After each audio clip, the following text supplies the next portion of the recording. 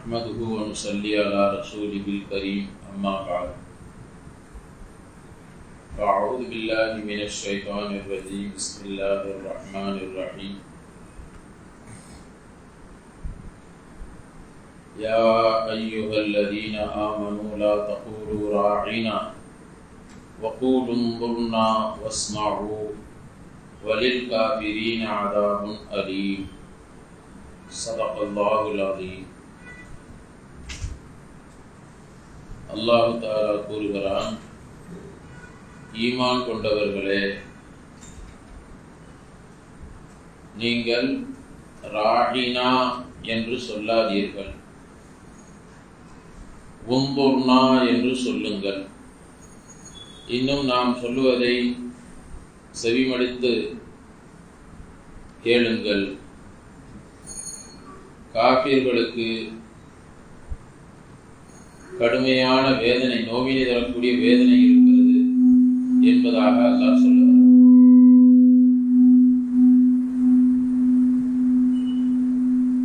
இப்ப இந்த வசனத்துல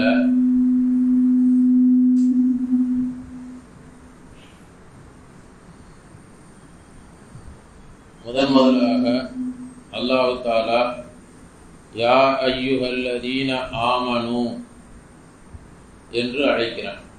ஈமான் கொண்டவர்களே. குர்ஆன்ல வரக்கூடிய சுமார் 88 இடங்கள்ல யா அய்யுஹல்லதீன ஆமனு என்று அல்லாஹ் தஆலா கூறுகிறான். நம்மை பார்த்து ஈமான் கொண்டவர்களே என்று அழைக்கிறான். சுமார் 88 இடங்கள்ல இவ்வாறு சொல்லப்பட்டிருக்கு. இது முதலாவது இடம். அதுல முதலாவது இது யா அய்யுஹல்லதீன என்று ஆரம்பிப்பதுல இது முதலாவது இடமாக இருக்கிறது. இப்ப அல்லாஹ் ஜல்ல ஷானஹு தஆலா மூமின்களை நேரடியாக அழைத்து சொல்கிறார். சில இடங்கள்ல நபியை அழைத்து சொல்லுவான். நபியை அழைத்துத்தான் அதிகமான இடங்கள்ல நபியிடத்துல அல்லாஹ் சொல்லுவான். ஆனால் இங்கு என்ன செய்யறான்னு சொன்னா மூமின்களை நேரடியாக அழைத்து சொல்லுகிறான். இப்னு அப்பாஸ் ரலியல்லாஹு தஆலா அன்ஹு அவங்க சொல்றாங்க, அல்லாஹ் ஜல்ல ஷானஹு தஆலா தௌராத்துல யா அய்யுஹல் மசாகீன், அந்த யூதர்களை அழைக்கும் பொழுது, பனு இஸ்ரவேலர்களை அழைக்கும் பொழுது யா அய்யுஹல் மசாகீன் என்று அழைப்பான. மிஸ்கீன்களே என்று அல்லாஹ் அழைக்கிறான். அப்ப அல்லாஹ் ஜல்ல ஷானஹு தஆலா ஆரம்பத்திலே அவர்களை மசாகீன், மிஸ்கீன்கள் என்ற வார்த்தையை கொண்டே அழைக்க ஆரம்பித்தான். அவர்களுக்கு அந்த மஸ்கனத் என்று, அதாவது கடைசி வரை அடுத்தவர்களை சார்ந்து இருக்கக்கூடிய அந்த தன்மையிலேயே அல்லாஹ் கடைசி வரை ஆக்கி அதை ஒரு கேவலமாகவே அவர்களுக்கு ஆக்கி வைத்து விட்டார். இன்று அவர்களிடத்தில் சொந்தமாக எந்த உற்பத்திகளோ எந்த பொருளாதார இதோ கிடையாது. அடுத்தவர்களிடத்திலிருந்து தான் அவர்கள் எதிர்பார்த்து, அடுத்தவர்களிடத்தின் மூலமாகத்தான் அவர்கள் தங்களுடைய பொருளாதாரத்தை வளர்த்துக் கொள்ள முடியும் என்று அடுத்தவர்களை சார்ந்து வாழக்கூடிய அந்த நிலையை ஆரம்பத்திலிருந்தே அல்லாஹ் யா அய்யுஹல் மசாகீன் என்று சொல்லியே அல்லாஹ் கடைசியில அதே நிலையை அவர்களுக்கு உருவாக்கி விட்டார் என்பதாக இப்னு அப்பாஸ் ரலியல்லாஹு அன்ஹு அவர்கள் கூறுகிறார்கள். அல்லது முந்தைய வேதங்கள்ல இப்படி சொல்லுவான், நபியை பார்த்து அழைப்பான், யா அய்யுஹன் நபி என்று அல்லாஹ் அழைப்பான். ஆனால் இந்த உம்மத்தை மட்டும்தான் யா அய்யுஹல்லதீன ஆமனு.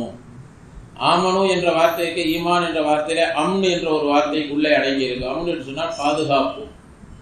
அப்ப இதுல ஈமான் கொண்டவர்களே, இறை நம்பிக்கையாளர்களே என்று ஒரு அர்த்தம் இருந்தாலும் பாதுகாக்கப்பட்டவர்களே என்ற அர்த்தத்தையும் அல்லாஹ் உள்ளே புரிய வைத்திருக்கிறார். பாதுகாப்பிற்குரியவர்களே, என்னுடைய பாதுகாப்பில் இருப்பவர்களே என்று அல்லாஹ் சொல்லுகிறார். அப்ப அன்பாக நம்மை அழைத்து சொல்லுகிறார். இந்த உம்மத்தை மட்டும்தான் அன்பாக அல்லாஹ் அழைத்து ஈமான் கொண்டவர்களே, இறை விசுவாசிகளே, என்னுடைய பாதுகாப்பிற்கு கீழ் உள்ளவர்களே என்று அழைத்து அல்லாஹ் சொல்வதாக நமக்கு மார்க் அறிஞர்கள், குர்ஆனுடைய விரிவுரையாளர்கள் சொல்லித் தருகிறார்கள். ஆக அல்லாஹ் ஈமான் கொண்டவர்களே என்று அழைத்து இங்க ஒரு முக்கியமான விஷயத்தை இங்கே சுட்டி காட்டுகிறான். ராயினா என்று சொல்லாதீர்கள், உம்புர்னா என்று சொல்லுங்கள் என்று சொல்லுகிறான். ராயினா என்று சொல்லாதீர்கள், ராயினாடா என்ன, உம்புர்னாடா என்ன என்பதைத்தான் நாம பார்க்கணும். அதாவது இந்த வசனத்தில் அல்லாஹ் யூதர்களுடைய, நான் ஏற்கனவே ஆரம்பத்தில் சொல்ல, யூதர்களுடைய சேட்டைகள், அவர்களுடைய தீய குணங்கள், தீய செயல்பாடுகள், மூசா அலைஹிஸ்ஸலாம் காலத்துல வந்து நம்ம அந்த விஷயங்கள் எல்லாம் முன்னாடி ஏற்கனவே சொல்லி வந்தோம். அப்ப அந்த யூதர்களுடைய சேட்டைகளை சொல்லி வர்றான்ல, அதுல ஒரு சேட்டையை இங்க குறிப்பிடுறான்ல. யூதர்களுடைய சேட்டைகள்ல அவர்களுடைய அந்த தீய செயல்பாடுகள்ல ஒரு செயலங்கள்லாம் இந்த வசனத்துல குறிப்பிட்டு காட்டுகிறார். கண்ணியத்துக்குரியவர்களே, அப்ப ராயினா என்று சொல்லாதீர்கள் என்று சொல்லுகிறான். ராயினாடா என்ன அர்த்தம் அப்படின்னு சொன்னா, அரபியில ராயினா அப்படின்னு சொன்னா, அதாவது ராயி அப்படின்னு சொன்னா அது ஒரு ஏவல் வினை. எங்களை கொஞ்சம் கவனிங்க, எங்களையும் கொஞ்சம் கவனத்துல வச்சுக்கங்க நம்ம சொல்றோம்ல. உங்க உள்ளத்துல எங்களுக்கும் இடம் கொடுங்க, எங்களையும் கொஞ்சம் கவனிச்சுக்குங்க, எங்க பக்கம் கொஞ்சம் கவனம் செலுத்துங்க அப்படின்னு சொல்லுவோம்ல. இதை மாதிரி சொல்றதுதான் ராயி.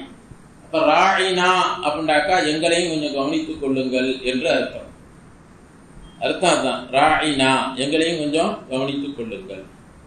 இதே இது வந்து யூதர்களுடைய பாஷை இருக்குல்ல, இப்ரானி பாஷையில இதற்கு என்ன அர்த்தம் அப்படின்னு சொன்னா, பத்வா உடைய வார்த்தை, பத்வா செய்யக்கூடிய வார்த்தை, கெட்ட வார்த்தையாக பயன்படுத்துறாங்க. அதான் அஹ்மத், மடையனே, எங்கள்ல மடையர்களே அப்படிங்கிற அர்த்தம்.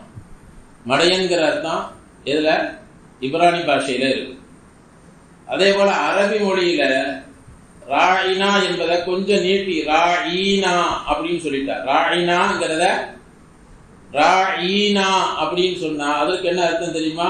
அதான் எங்களுக்கு ஆடு மேய்க்கக்கூடியவரே, ஆட்டு இடையரே என்ற அர்த்தம். எங்களுடைய ஆட்டு இடையரே என்ற அர்த்தம். இப்ப இந்த அர்த்தங்களை முதல் தெரிஞ்சுக்கணும். ராயினாண்டா என்ன அர்த்தம்? ராயினாண்டா அரபியில வந்து எங்களை கவனிச்சு கொள்ளும், எங்களையும் கொஞ்சம் கவனிச்சுக்கோங்க அப்படின்னு சொல்றது அர்த்தம். இப்ரானி பாஷையில வந்து ராயினா அப்படின்னு சொன்னா எங்கள மடையரே அப்படின்னு அர்த்தம். அதே இது அரபியிலே ராயினா என்று கொஞ்சம் நீட்டி சொன்னா, ராயினா அப்படிங்கிற சுருக்கி சொல்றத ராயினா அப்படின்னு கொஞ்சம் நீட்டி சொன்னா அது எங்கள ஆடு மேய்க்கக்கூடியவரே, எங்களுக்கு ஆடு மேய்ப்பவரே என்ற அர்த்தம். இப்ப இந்த அர்த்தம் இருக்குது. முஸ்லிம்கள் வந்து நபி ஸல்லல்லாஹு அலைஹி வஸல்லம் அவரிடத்துல வரும்போது ரசூலுல்லாஹ் எதையாவது ஏதாவது விஷயங்கள் சொல்லும் பொழுது நபி இடத்துல வேண்டிக் கொள்வாங்க, ராயினா எங்களையும் கொஞ்சம் கவனிச்சுக்குங்க, எங்களையும் கொஞ்சம் கவனிச்சு சொல்லுங்க அப்படின்ட்டு என்ன செய்வாங்களாம் முஸ்லிம்கள். ரசூலுல்லாஹ்ட்ட சொல்ற பழக்கம் இருந்துச்சு. ராயினா யா ரசூலல்லாஹ், எங்களையும் கொஞ்சம் கவனிச்சுக்குங்க அப்படின்னு சொல்லுவாங்க.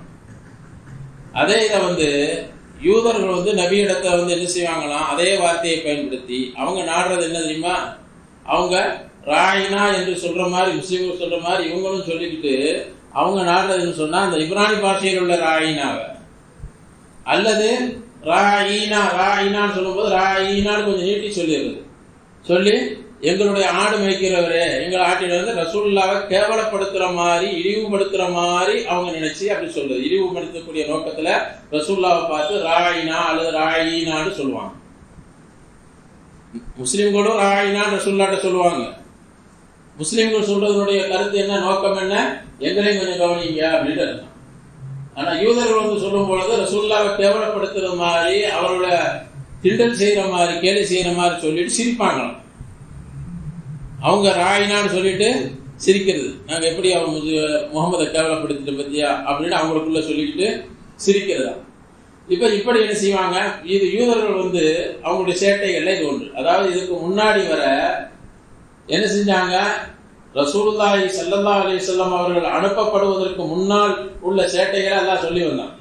இதுக்கு முன்னால் எல்லாம் நபி அவர்கள் அனுப்பப்படுவதற்கு முன்னால் அந்த யூதர்கள் என்னென்ன சேட்டைகள் செஞ்சாங்க, மூசா அலைஹிஸ்ஸலாமோடு என்னென்ன சேட்டைகள் எல்லாம் செஞ்சுட்டு வந்தாங்க அப்படிங்கறது எல்லாம் முன்னாடியே எல்லாம் சொல்லிட்டு வந்தாங்க.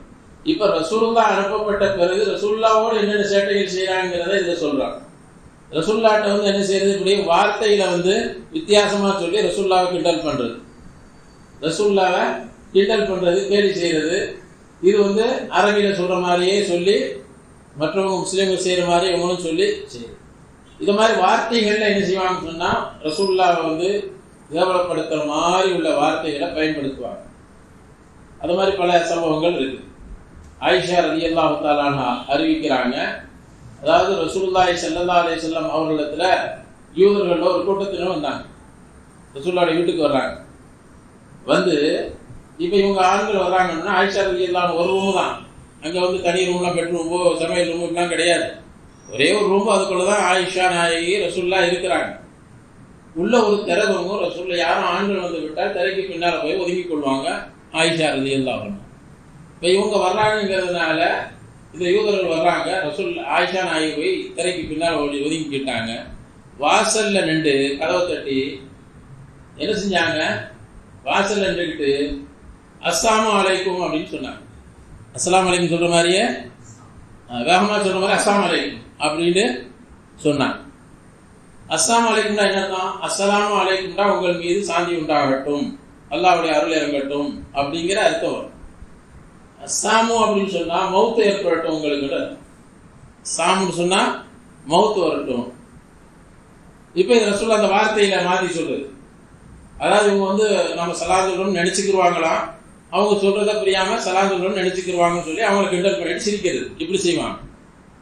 இது ஆயிஷா நாயகி காதுல விழுந்துட்டு இவங்க அஸ்ஸலாமு அலைக்கும் சொல்றாங்கிறது ஆயிஷா நாயகிக்கு காதுல நல்லா தெளிவா விழுந்துருச்சு.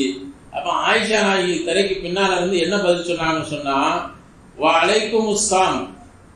ஆயிஷா ரலியல்லாஹு தஆலா அன்ஹா அவங்க என்ன சொன்னாங்க? அலைக்க ஸாமு வல்லானா, உங்கள் மீது சாபமும் உங்களுக்கு மௌத்து உண்டாகட்டும் திரும்ப ஒரு வார்த்தையை ஆயிஷா நாயகி பதில் சொன்னாங்க. சத்தமா சொன்னாங்க அலைக்க ஸாமு வல்லானத்து, உங்கள் மீது மௌத்தும் சாபமும் உண்டாகட்டும் அப்படின்னு சொன்னாங்க. அப்ப ரசூலுல்லாஹ் ஆயிஷா நாயகி அழைத்து யா ஆயிஷா மகளன் யா ஆயிஷா, ஆயிஷாவே கொஞ்சம் பொறுமையா இருங்க, அமைதியா இருங்க, கோவப்படாதீங்க. அல்லாஹ் தஆலா மென்மையாக இருப்பதை தான் விரும்புகிறான். எல்லா விஷயத்தையும் மென்மையான போங்கத்தான் அல்லாஹ் விரும்புகிறான். அவங்க சொன்னாங்கிறதுக்காக நீங்க கோவப்பட்டு என்ன செய்யாதீங்க, இப்படிலாம் சொல்லாதீங்க. வார்த்தைகளை கடுமையான வார்த்தைகளை அவங்க சொன்னதுக்கு மேலே எக்ஸ்ட்ரா நம்ம சொல்றது இதெல்லாம் வந்து தேவையில்லாத வேலை அப்படின்னு சொல்லிட்டு அப்புறம் அவங்க ஆயிஷா நாயகி சொன்னாங்க ரசூலுல்லாஹ் அதை கவனிக்கிற போல இருக்கு, அவங்க சொன்னதை கவனிக்கிற போல இருக்குது அப்படின்னு சொல்லிட்டு ஆயிஷா நாயகி சொன்னாங்க யார சொல்லலாம் அவலம் தஸ்மா மாப்பாலும் அல்லாஹ்வின் தூதர் அவர்களே அவங்க என்ன சொன்னாங்க நீங்க கேட்கலையான்னு. அவங்க சொன்னதை நீங்க கேட்கலையா அப்படின்னாங்க. அப்ப ஸல்லல்லாஹு அலைஹி சொன்னாங்க கேட்டேன், நானும் அவங்களுக்கு பதில் சொல்லிட்டேன். அவங்களுக்கு என்ன பதில் சொன்ன தெரியுமா? வா அலைக்கும் அப்படின்னு மட்டும் சொல்லிட்டேன். அவங்க வந்து அஸ்ஸலாமு அலைக்கும்டாங்கல்ல, உங்கள் மீது மௌத்து உண்டாகட்டும்டாங்கல்ல, வா அலைக்கும்னு பதில் சொல்லிட்டேன், உங்கள் மீது உண்டாகட்டும்னு மட்டும் பதில் சொல்லிட்டேன். திரும்ப நான் என்ன சொன்னேன்? வா அலைக்கும் சொல்லிட்டாலே போதும். அது என்ன அவங்க எதை சொன்னாங்களோ அது உங்களுக்கு உண்டாகட்டும்னு திரும்ப இருக்கும். ரிட்டர்ன் நான் கொடுத்துட்டேன், இவ்வளவு சொன்னா போதும் அப்படின்னு நபி அவங்க ஆயிஷாவை அமைதிப்படுத்தினாங்க. இதுல பல படிப்பினைகளை ரசூலுல்லாஹ் சொல்லி தந்துட்டாங்க. ஒண்ணு, ஒருத்தர் நமக்கு தீங்கு நாடி ஏதாவது சொன்னார்னா நாம அதற்காக வேண்டி அவங்களுக்கு திரும்ப பதில் சொல்லும் பொழுது அதை விட எக்ஸ்ட்ரா எதையும் சொல்லக்கூடாது. நீங்க சொல்றது சரியில்லை, சொன்னா பாவம் கிடையாது, ஆனா அப்படி சொல்லாம இருக்கிறது தான் அல்லாஹ் விரும்புறான். மென்மையான போக்க அல்லாஹ் விரும்புறான். ஆயிஷா நாயிட்ட சொன்னாங்க நீங்க எக்ஸ்ட்ரா வேற அவங்க சொன்னதுக்கு மேல அவங்களுக்கு சாபமும் உண்டாகட்டும் வேற சொல்லிட்டீங்களா ஆயிஷாவே, இவ்வளவு வேணா கடுமையான வார்த்தைகள்லாம் வேண்டாம் அப்படின்னு ஆயிஷா சொல்லிட்டாங்க. நம்மள யாராவது திட்டினாங்க அப்படின்னு சொன்னா நாம வந்து அதை மன்னிச்சு விட்டுறது, அதை பொறுமையாக இருந்துக்கிறது தான் சிறப்பு அப்படிங்கிறத உணர்த்திட்டாங்க ரசூலுல்லாஹி ஸல்லல்லாஹு அலைஹி வஸல்லம். இரண்டாவது, மற்ற மதத்தினர்கள் சலாம் சொன்னா பதில் என்ன சொல்லணும்னு சொன்னா வலைக்கும் அப்படிங்கிறதோட நிறுத்திக்கணும். யாராவது சலாம் சொல்றாங்க, காபிர்கள் வந்து நமக்கு வேண்டியவங்க நம்ம பழக்கமானவங்க அஸ்ஸலாமு அலைக்கும்பாங்க, அப்ப என்ன பதில் சொல்லணும்? வலைக்கும், இவ்வளவுதான், இதுதான் பதில் சொல்லணும் அப்படிங்கிறத நமக்கு இதை வச்சு நமக்கு மார்க்க அறிஞர்கள் ஹதீஸினுடைய விளக்குரையாளர்கள்லாம் சொல்லித்தராங்க. ஆக நம்ம சொல்ல வந்த விஷயம் சொன்னா யூதர்கள் இப்படியெல்லாம் வார்த்தைகளை தவறாக பயன்படுத்தினாங்க. ரசூலுல்லாஹ் வந்து பயன்படுத்தக்கூடிய அந்த கெட்ட குணம் அவர்களிடத்துல இருந்துச்சு. இப்ப யூதர்கள் ரசூலுல்லாஹ் அனுப்பப்பட்ட பிறகு என்ன சேட்டை செஞ்சாங்கிறத இங்க அல்லாஹ் குறிப்பிட்டு காட்டுறான். அப்ப அந்த யூதர்கள் வந்து என்ன செஞ்சாங்க? முஸ்லீம்கள் சொல்ற மாதிரியே சொல்றதாக நினைச்சு இவங்க அப்படி விளங்கிக்கிடுவாங்க அப்படின்னு நினைச்சு ராயினாங்கிறத வேற அர்த்தத்துல அவங்க சொன்னாங்க. ஹஜ்ரத் ஸஅத் இப்னு முஆத் ரலியல்லாஹு அன்ஹு என்ற ஒரு சஹாபி, அவங்க வந்து இப்ரானி பாஷா அறிஞ்சு வச்சிருந்தாங்க. அப்ப இவங்க வந்து இந்த யூதர்கள் வந்து ரசூலுல்லாஹ் நம்ம முஸ்லீம்கள் சொல்ற மாதிரியே ராயினான்னு சொல்லி சிரிக்கிறாங்க. அப்ப சிரிக்கிறாங்கன்னா ஏதோ உள்ள அர்த்தத்துல சொல்றாங்கிறத புரிஞ்சுக்கிட்டு அப்பதான் அவங்களுக்கு இந்த பாஷை தெரியுமில்ல, அப்ப ராயினாண்டா இந்த அர்த்தத்துல சொல்றாங்க, இவங்க ராயினாண்டா இந்த அர்த்தத்துல தான் சொல்றாங்கிறத அவங்க விளங்கிக்கிட்டாங்க. விளங்கிக்கிட்டு சொன்னாங்க அந்த யூதர்கள்ட்ட, இனிமேல் ரசூலுல்லாஹ் வந்து ராயினான்னு யாராவது சொன்னீங்கடா கழுத்தை வெட்டி போடு, தலையை துண்டாக்கிடுவேன்னு சொன்னாங்க. யாரு? ஸஅத் இப்னு முஆத் ரலியல்லாஹு தஆலா அன்ஹு சொன்னாங்க. அப்பதான் அவங்க சொன்னாங்க பதில், அப்ப நீங்க மட்டும் சொல்றீங்க ராயினாண்டு, நீங்க ராயினான்னு நீங்கள் சொல்லக்கூடாதுங்கிறீங்கல்ல, நீங்களும் ராயினான்னு சொல்றீங்க இல்ல அப்படின்ட்டு திரும்ப என்ன செஞ்சாங்க அந்த யூதர்கள் சாது இப்னு முஆத் ரலியல்லாஹு அன்ஹு அவர்களிடத்துல கேட்கிறாங்க. அப்பதான் அல்லாஹ் அந்த ஆயத்தை இறக்கி வச்சான், மூமின்களே நீங்க ராயினாங்கிற வார்த்தையை இனிமேல் பயன்படுத்தாதீங்க. நீங்க என்ன செய்யாதீங்க, ராயினாங்கிற வார்த்தைய பயன்படுத்தாதீங்க. அதுக்கு பதிலாக அதே அர்த்தம் உள்ள இன்னொரு வார்த்தை இருக்கு, உங்குர்னா எங்களை கொஞ்சம் பாருங்க அப்படிங்கிற வார்த்தையை பயன்படுத்துங்கன்னு அல்லாஹ் சொன்னான் முஸ்லிம்களுக்கு. இனிமேல் இந்த ராயினாங்கிற வார்த்தையை வச்சு அவங்க விளையாடுறாங்க, விளையாட்டு காட்டுறாங்க, நம்மள கிண்டல் பண்றாங்கல்ல, அதனால இனிமேல் ராயினாங்கிற வார்த்தையை நீங்க பயன்படுத்த வேண்டாம். யூதர்கள் பயன்படுத்துற அந்த வார்த்தைய நமக்கு வேண்டாம், விட்டுருங்க. அப்ப எதை பயன்படுத்துங்க, உங்குர்னான்னு சொல்லுங்க. அதுதான் இந்த வசனத்துல அல்லாஹ் சொல்லி காட்டுறா, ஈமான் கொண்டவர்களே நீங்க என்ன செய்யாதீங்க, ராயினான்னு எங்களை சொல்ல வேண்டாம், நீங்க உங்குர்னா அதற்கு பதிலாக உங்குர்னான்னு சொல்லுங்கன்னு அல்லாஹ் ஜல்ல ஷானஹு வ தஆலா சொல்லி காட்டுகிறான். கண்ணியத்திற்குரியவர்களே, அப்ப இந்த ஆயத்தை வச்சு அபூபக்கர் ஜஸ்ஸாஸ் ரஹ்மஹுல்லாஹ் என்பவர்கள் குர்ஆனுடைய மிகப்பெரிய ஒரு விரிவுரை எழுதியிருக்கிறாங்க, அஹ்காமுல் குர்ஆன் அப்படின்னு. அந்த அஹ்காமுல் குர்ஆனுடைய ஆசிரியர் அபூபக்கர் ஜஸ்ஸாஸ் ரஹ்மஹுல்லாஹ் என்பவர்கள் சொல்றாங்க, அவங்க இந்த ஆயத்தை வச்சு ஒரு சட்டத்தை சொல்லி காட்டுறாங்க. அதாவது எந்த வார்த்தை நல்லது கெட்டது ரெண்டையும் குறிக்கிறது. நல்லதுக்கும் பயன்படுத்துறாங்க அதே வார்த்தையை, கெட்டதுக்கும் பயன்படுத்துறாங்க. பயன்படுத்தக்கூடிய சமயத்துல இது நல்லதுக்குத்தான் பயன்படுத்தப்படுதுன்னு தெரியாத வரை அதை என்ன செய்யக்கூடாது, நல்லதுக்காக வேண்டியும் பயன்படுத்தக்கூடாது. நல்லதுக்கு மட்டும்தான் பயன்படுத்தப்படுதுன்னு உறுதிதம் செய்யப்படாத வரை நல்லதுக்காக வேண்டியும் அந்த வார்த்தையை இங்கே பயன்படுத்த வேண்டாம். ஏன்னு சொன்னா அதை கொண்டு கெட்ட அர்த்தமும் விளங்க முடியும் அப்படின்னு இருக்கிறதுனால நல்லதுக்காக வேண்டி மட்டும்தான் பயன்படுத்தப்படுகிறதுங்கிறது ஊர்ஜிதப்படாத வர, அல்லது அந்த இடத்துல நல்லதுக்கு தான் சொல்றாங்கிறது விளங்கும் அப்படின்னு இருந்தா மட்டுமே என்ன செய்யணும், அந்த வார்த்தையை பயன்படுத்தணும். இல்லைன்னு சொன்னா அந்த வார்த்தையை தவிர்த்து கொள்ளுங்க என்பதைத்தான் இந்த ஆயத்தை நமக்கு உணர்த்துகிறது என்பதாக அவங்க சொல்லி காட்டுறாங்க. இந்த ஆயத்துல இந்த ஒரு சட்டத்தை நமக்கு அவங்க விளக்கி சொல்றாங்க. அப்போ குர்ஆன் என்பது இது மாதிரி பல சட்ட நுணுக்கங்கள் உள்ள பொருள் வச்சிருக்கு. நம்ம மேலோட்டமா பார்த்துட்டு போறது இல்லை குர்ஆன்ங்கிறது. அதுக்குள்ள எவ்வளவு ஆய்வு செஞ்சிருக்கிறாங்க குர்ஆனுடைய விரிவுரையாளர்கள் என்பதை இதுல இருந்து நம்ம ஒவ்வொரு வார்த்தையும் அவங்க ஆய்வு செய்யறாங்க, ஒவ்வொரு வாக்கியத்தையும் ஆய்வு செஞ்சு சொல்றாங்க. அப்ப இந்த வார்த்தையை வச்சு அல்லாஹ் தஆலா என்ன சொல்றான், நீங்க யூதர்கள் பயன்படுத்தக்கூடிய அந்த வார்த்தையை பயன்படுத்தி உங்களை கிண்டல் பண்றாங்க, கேலி பண்றாங்கன்னு சொன்னா அப்ப அந்த வார்த்தையை நீங்கள் மாற்றி விடுங்கள், தவிர்த்து கொள்ளுங்கள் அப்படின்னு அல்லாஹ் சொல்றாரு. சொன்னா அப்ப அதே மாதிரி வார்த்தைகள் எதுவெல்லாம் இரட்டை அர்த்தம் உள்ள வார்த்தைகளாக இருக்கிறதோ, நல்ல அர்த்தத்துக்கும் பயன்படும் கெட்டதுக்கும் பயன்படுதுன்னு சொன்னா அது நல்லதுக்கு மட்டும்தான் பயன்படுகிறது, இந்த இடத்தில் நல்லதுக்குத்தான் பயன்படுத்தப்படுகிறது என்று எந்த இடத்துல விளங்க முடியுமோ, தீயதுக்கு அதுக்கு இந்த இடத்துல வராது அப்படின்னு எந்த இடத்துல விளங்க முடியுமோ அந்த இடத்துல மட்டும்தான் அந்த வார்த்தையை பயன்படுத்தணும். இல்லைன்னு சொன்னா அந்த வார்த்தையை நீங்க பயன்படுத்த வேண்டாம் என்பதை இந்த வசனத்தை அடிப்படையாக வச்சு அந்த அபூபக்கர் ஜஸ்ஸாஸ் ரஹ்மஹுல்லாஹ் அவர்கள் நமக்கு சுட்டி காட்டுறாங்க. கண்ணியத்திற்குரியவர்களே, ஆக அல்லாஹ் ஜல்ல ஷானஹு வ தஆலா அந்த யூதர்களுக்கு ஒப்பாக இருப்பதை கூட விரும்புறது.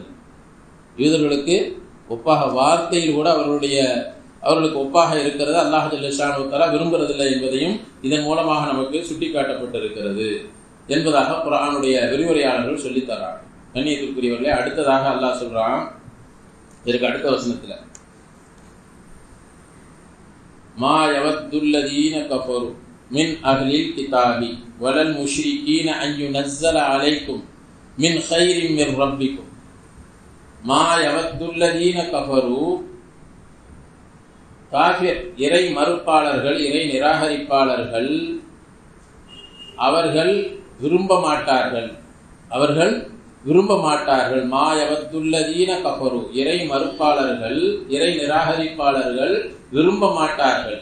மின் அஹ்லில் கிதாபி, அவர்கள் வேதக்காரர்களாக இருந்தாலும் சரி, வலல் முஷ்ரிகீன, இன்னும் முஷ்ரிக்கர் இணை வைப்பாளர்களாக இருந்தாலும் சரி, அவர்கள் விரும்ப மாட்டார்கள். அய்யுனஸ்ஸல அலைக்கும் மின் கைரின் மின் ரப்பிக்கும், உங்களுடைய ரப்புடைய புறத்திலிருந்து உங்களுக்கு நல்லது ஏற்படட்டும், உங்களுக்கு நல்லது இறங்கட்டும் என்று அவர்கள் விரும்ப மாட்டார்கள். உங்களுக்கு நல்லது ஏற்படட்டும் என்பதை அவர்கள் விரும்ப மாட்டார்கள். வல்லாஹு யக்தஸ்ஸு பிரஹ்மதிஹி மன் யஷா, அல்லாஹ் தான் நாடியவர்களுக்கு தன்னுடைய ரஹ்மத்தை கொண்டு குறிப்பாக்குகிறான். வல்லாஹு துல் ஃபத்லில் அதீம், அல்லாஹ் ஜல்ல ஷானஹு வ தஆலா மகத்தான கிருபையுடையவனாக அருளுடையவனாக இருக்கிறான் என்று அடுத்த வசனத்தில் இங்க சொல்றான். கண்ணியத்திற்குரியவர்களே, இப்போ முஸ்லீம்கள் என்ன செஞ்சாங்க, அந்த யூதர்களிடத்துல நீங்கள் ஈமான் கொண்டுருங்க, களிமா சொல்லுங்கன்னு சொல்லிக்கிட்டு வந்தாங்க. இப்போ அந்த யூதர்கள் என்ன பதில் சொன்னாங்க தெரியுமா? யூதர்கள் முஸ்லீம்கள்கிட்ட சொன்ன பதில் என்னன்னு சொன்னால், அதாவது நீங்கள் உங்களுக்கு இறங்கின வேதம் இருக்கிறது, உங்களுக்கு இறக்கப்பட்ட வேதம், இந்த வேதம் ரொம்ப சிறந்த வேதமாக இருந்திருந்தால்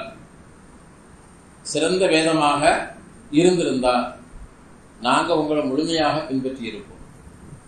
உங்கள் மீது இறக்கப்பட்ட வேதம் சிறந்த வேதமாக இருந்தால் உங்களை நாங்கள் பின்பற்றி இருப்போம். உங்களுக்கு நாங்கள் ரொம்ப நல்லது நாடக்கூடியவர்களாக இருக்கிறோம். உங்களுக்கெல்லாம் நாங்கள் நன்மையை விரும்பக்கூடியவர்கள். அதனால் நீங்கள் சொல்கிறத நாங்கள் அப்படியே பின்பற்றி இருப்போம், நாங்கள் அதை ஏற்றுக்கொண்டு இருப்போம். ஆனால் உங்களுக்கு வழங்கப்பட்ட தீன் இருக்கதே, மார்க்கம் அவ்வளோ சிறந்த மார்க்கமாக இல்லை. உங்களுக்கு வழங்கப்பட்ட மார்க்கம் சிறந்த மார்க்கமாக இல்லை. உங்கள் மேலே நாங்கள் ரொம்ப அன்பு வச்சுருக்கிறோம், உங்கள் மேலே நாங்கள் ரொம்ப பிரியப்படுறோம், உங்களுக்கு எல்லா நன்மைகளும் கிடைக்கும்னு நாங்கள் ஆசைப்படுறோம். அதனால் நீங்கள் சொல்கிறத நாங்கள் பின்பற்றிடுவோம். ஆனால் உங்களுக்கு வழங்கப்பட்ட தீன் இருக்குது, மார்க்கம் இருக்கிறது, அது சிறந்த மார்க்கமாக இல்லை, அதனால் நாங்கள் பின்பற்றாமல் இருக்கிறோம் என்று அவங்க சொன்னாங்க. அந்த யூதர்கள் சொன்னாங்க. இப்போ அல்லாஹ் ஜல்ல ஷானஹு தஆலா முதலாவதாக அதற்கு பதில் சொல்கிறான். உங்களை நாங்கள் ரொம்ப பிரியப்படுறோம், உங்கள் மீது அன்பு வச்சிருக்கிறோம், உங்களுக்கு நல்லது ஏற்படணும்னு நாங்கள் விரும்புகிறோம் அப்படின்லாம் சொல்கிறாங்கல்ல. அப்போ அல்லாஹ் சொல்கிறான், காபிராக இருக்கக்கூடியவர்கள், அந்த யூதர்கள், அவர்கள் முஷ்ரிக்குகளாக இருந்தாலும் சரி, யூதர்களாக இருந்தாலும் சரி, வேதக்காரர்களாக இருந்தாலும் அவர்கள் காபிர்களாக இருக்கக்கூடியவர்கள் உங்களுக்கு எந்த நல்லதும் ஏற்பட வேண்டும் என்று அவர்கள் என்ன செய்ய மாட்டாங்க, ஆசைப்படவே மாட்டாங்க, விரும்ப மாட்டாங்க. முதல்ல இது நல்லா மனசில் பதிய வச்சுக்கிங்க. அவங்க சொல்கிறத கண்டு ஏமாந்து போயிடாதீங்க. அவங்ககிட்ட இனிப்பாக பேசுவாங்க, உங்கள் மேலே நாங்கள் ரொம்ப அன்பு வச்சுருக்கிறோம், உங்களுக்கு நல்லது நடக்கணும்னு தான் நாங்கள் விரும்புகிறோம் இப்படிலாம் சொல்லுவாங்க. ஆனால் அவங்க உங்களுக்கு எந்த நல்லதையும் விரும்ப மாட்டார்கள், உங்களுக்கு நல்லது ஏற்பட வேண்டும் என்பதை கொஞ்சம் கூட விரும்ப மாட்டார்கள். அப்போ ரெண்டு விதமான விஷயங்களை அவங்க தாவா செய்கிறாங்க. என்ன அப்படின்னு சொன்னால், முதலாவது, அப்போ இஸ்லாமை விட எங்களுடைய யூத மார்க்கம் உயர்ந்தது, சிறந்ததாக இருக்கிறது அப்படிங்கிறத அங்கே சொல்லி காட்டுறாங்க. எங்களுடைய யூத மார்க்கம் தான் ரொம்ப சிறந்த மார்க்கம். இரண்டாவதாக, உங்களுக்கு நாங்கள் ரொம்ப நல்லதை நாடக்கூடியவர்களாக இருக்கிறோம், உங்களுக்கு நன்மையை நாடக்கூடியவர்கள், நல்லதை நாடக்கூடியவர்களாகத்தான் நாங்கள் இருக்கிறோம் என்று இரண்டு விதமான விஷயங்களை அங்கே அவங்க சொல்றாங்க. அப்போ முதல்ல அவங்க மார்க்கம், அதாவது யூத மதம் அப்படிங்கிறது இருக்குது, அது சிறந்தது இல்லை என்பது நாம குர்ஆனின் மூலமாக நபி ஸல்லல்லாஹு அலைஹி வஸல்லம் அவர்கள் மூலமாக நமக்கு ஊர்ஜிதப்படுத்தப்பட்டு விட்டது. அதாவது அசல்ல தௌராத் வேதம் அருளப்பட்டது. ரசூலுல்லாஹி ஸல்லல்லாஹு அலைஹி வஸல்லம் அவர்களுக்கு முன்னால் வரை அந்த தௌராத் வேதத்திற்கு அங்கீகாரம் இருந்தது. தௌராத் வேதத்திற்கு அங்கீகாரம் இருந்தது. அது உண்மையான தௌராத் வேதமாக இருந்தால் அதுவரை அங்கீகாரம் இருந்துச்சு. அப்ப ரசூலுல்லாஹ்வுக்கு எப்போ குர்ஆன் அருளப்பட்டு விட்டதோ இப்ப அதனுடைய அங்கீகாரம் ரத்து செய்யப்பட்டு விட்டது. முதலாவது விஷயம், தௌராத்துடைய அங்கீகாரம் ரத்து செய்யப்பட்டு விட்டது. அது உண்மையான தௌராத்தாக இருந்தாலும் அதை பின்பற்றி நடக்கக்கூடாது. முதலாவது விஷயம் என்ன, அந்த தௌராத்து உண்மையான தௌராத்தாக இருந்தாலும் அதுல எப்படி மூசா அலைஹிஸ்ஸலாத்துக்கு இறக்கப்பட்டுச்சோ அதே மாதிரி அதுல எந்த மாற்றமும் செய்யப்படாத தௌராத் வேதமாக இருந்தாலும், இஞ்சிலாக இருந்தாலும் சரி, அது நபி அவர்களுக்கு நபித்துவம் கொடுக்கப்பட்டதோடு அதனுடைய அங்கீகாரம் அல்லாஹ்வால் ரத்து செய்யப்பட்டு விட்டது. அல்லாஹ்வால் ரத்து செய்யப்பட்டு விட்டது. அதை பின்பற்றி நடக்கக்கூடாது. ஒருவர் நாங்கள் தௌராத்தை தான் பின்பற்றி நடப்போம், உண்மையான தௌராத்தையை பின்பற்றி நடந்தாலும் குர்ஆனை புறக்கணித்து விட்டு தௌராத்தை பின்பற்றி நடந்தால் அவர் வெற்றியடைய முடியாது. முதலாவது விஷயம். இரண்டாவது விஷயம் என்னன்னு சொன்னா, இவங்கள்ட்ட இருந்த தௌராத் முதல்ல உண்மையான தௌராத்தாகவும் இல்லை. உண்மையான தௌராத்தாக இருந்தாலே அது என்ன செய்ய கிடையாது, அங்கீகாரம் இல்லாம போயிருச்சுங்கும் போது இவங்க ஏற்கனவே அவங்களுடைய முன்னால் இருந்த அந்த யூத அறிஞர்கள் எல்லாம் என்ன செஞ்சாங்க, தங்களுடைய சுயநலனுக்காக வேண்டி, காசுக்காக வேண்டி, பணத்துக்காக வேண்டி தௌராத்துடைய சட்டங்களை எல்லாம் திருத்திட்டாங்க. அதுல வார்த்தைகளை மாத்திட்டாங்க, சட்டங்களை மாத்திட்டாங்க, எல்லாமே மாற்றங்கள் செஞ்சுட்டாங்க, கையாடல் பண்ணிட்டாங்க அப்படிங்கிறதையும் குர்ஆன் நிறைய சொல்லி காட்டு. அப்ப இந்த இரண்டு விஷயங்கள் அதுக்குள்ள இருக்குது. அதனால எங்களுடைய மதம் யூத மதம் சிறந்தது, உங்களுக்கு அருளப்பட்ட அது சிறந்தது இல்லை அப்படின்னு சொல்றது முதல்ல அவங்களுடைய வாதம் பொய்யான வாதமாக ஆகும். ரெண்டாவது அல்லாஹ் சொல்வது, அல்லாஹ் இதையும் சொல்லி காட்டுறா.